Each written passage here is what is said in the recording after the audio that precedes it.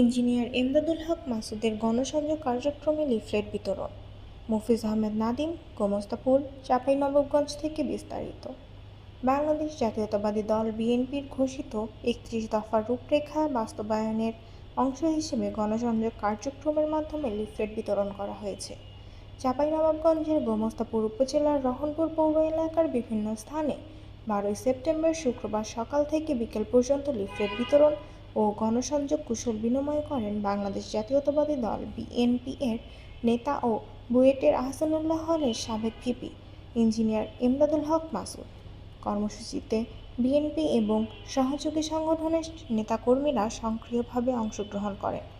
বাংলাদেশ জাতীয়তাবাদী দল বিএনপি এর ৩১ দফা বাস্তবায়নের লক্ষ্যে দেশে জনগণের ভোটাধিকার পুনঃপ্রতিষ্ঠা, গণতন্ত্র ও সুশাসন নিশ্চিত করার লক্ষ্যে বিএনপির ৩১ দফা কর্মসূচি অত্যন্ত সময়োপযোগী।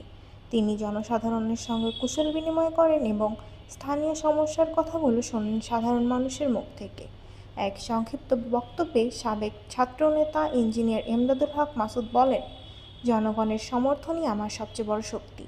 আমি চাই তাদের আস্থা ও ভালোবাসার প্রতিদান দিতে। আমার লক্ষ্য হচ্ছে বেকারত্ব দূর করা, শিক্ষা ও স্বাস্থ্য খাতে টেকসই উন্নয়ন আনা।